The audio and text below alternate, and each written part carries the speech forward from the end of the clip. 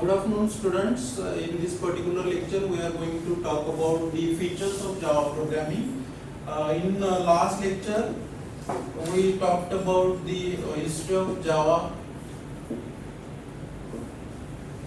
and in this particular lecture, we are going to talk about features of Java programming. So, I have enlisted few features here. You should know that each and every programming language has its basic set of features, and on the basis of these features this programming language can be used. So in case of Java programming language, you will find features of Java it is a very familiar and simple, it is a object oriented, then it is a compiled and interpreted, and then you will find that Java programming is a platform dependent, portable, architectural neutral, robust, secure, highly performance, multi-threaded, distributed and dynamic and extensible. So these are the few features of Java programming language. We are going to discuss these features one by one in detail. So if you go through the first feature of Java, that is Java is a very familiar and it is a simple. So those who have some ideas about C and C++, means those who have used the C and C++ programming languages, for them Java is a very simple and familiar, because most of the features of Java you will find are taken from C and C++. So syntaxes and semantics, if you know very well C and C++ programming languages, syntax and semantics, if you know, then you can easily work with Java. Next very important feature is object oriented. So Java is an object oriented programming language, because most of things of Java, you can say the program elements of Java are represented in the form of objects. It's you can say data and behavior. So if you want to write a single line of code, then again you have to put that code into class. So class and objects are very important. Classes and objects are very important in case of Java programming language.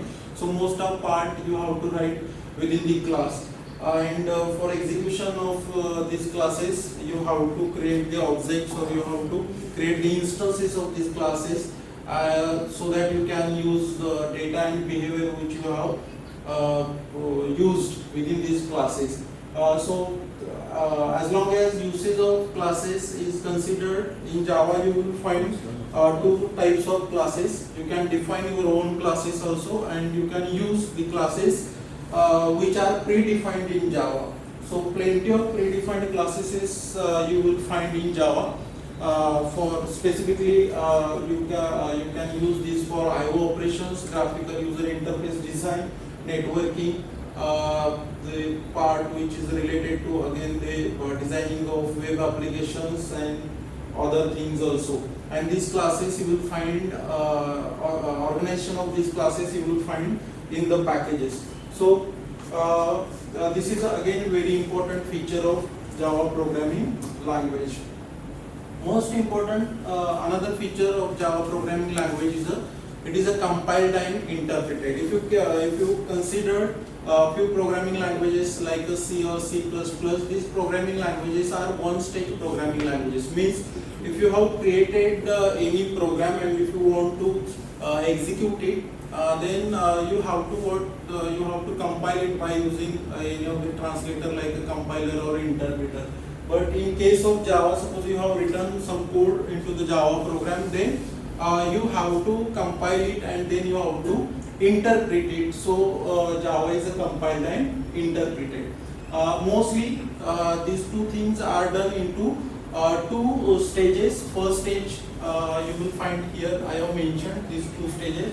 In first stage, Java code is translated into the bytecode by using the Java C compiler. I have mentioned here.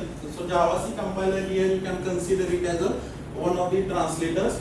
And in second stage, whatever intermediate code, that is a bytecode, is generated by the compiler, you have to interpret it by using the Java interpretation. Means for execution of Java program, first of all you have to translate that code by using the Java compiler into bytecode, and that bytecode then translate it into machine understandable form and get executed that code, and it is done by the Java interpreter. So Java is a compiled and interpreted. Here I have shown these two stages pictorially. You have to, means programmer have to use any of the text editor like Notepad, Emacs or VI like editor, where Java program can be written with the extension .java, and it will be the Java file.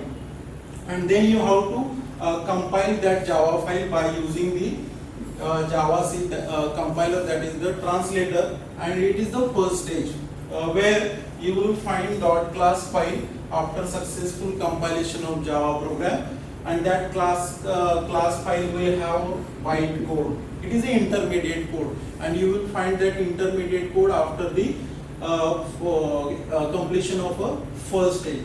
And the second stage, that bytecode will be transferred into the interpreter, and that interpreter will execute the Java bytecode, and your program will get executed. It is a second stage where your bytecode is translated and your program will get executed. So this is all about the feature which we have talked about, that is the Java compiler, how it is used, and Java interpretation phase in second stage, how it is used. So I hope you have got these two features in detail from this lecture. So thank you.